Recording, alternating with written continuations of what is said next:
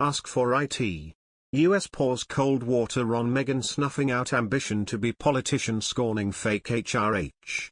Meghan Markle has continued to use her title, Duchess of Sussex, in America while addressing politicians and appearing in public.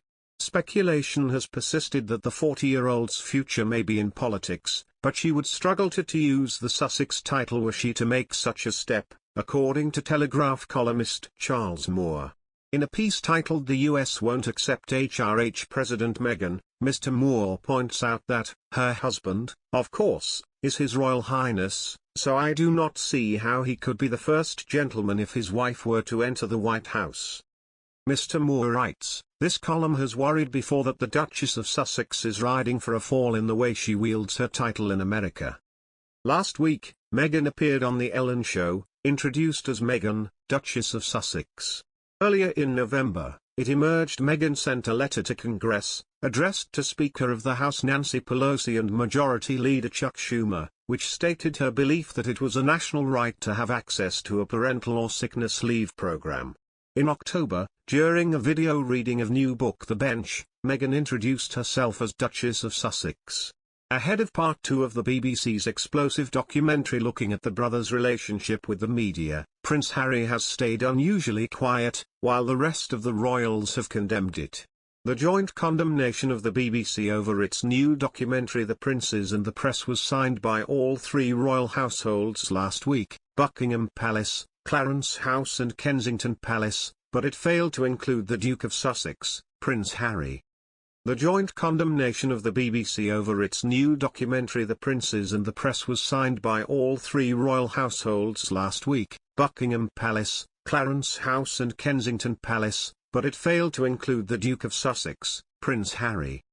The two-part documentary, which started this week, examines how the brothers' relationship with the media has changed over the years and is also said to contain explosive claims relating to Prince Harry and wife Meghan Markle, as well as comments about the late Princess Diana.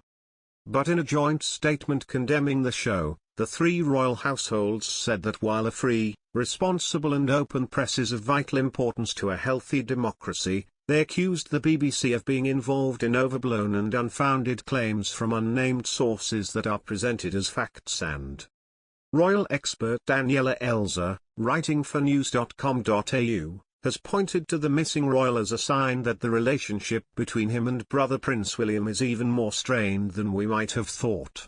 She wrote, "Now this, the statement, is hardly an acid-fueled tongue-lashing for the ages, but what is crucial here is what was not part of the statement. That is one name, Harry, you know, the member of the royal family who has never been shy about giving the press a dressing down at any other time. The Duke of Sussex has so far failed to comment. Previously, rebuffing the media has been one thing that has united the Wales brothers. That sort of mutual undertaking would seem to be a thing of the past." The show is presented by Amol Rajan and includes suggestions of royal sources speaking to journalists behind the scenes.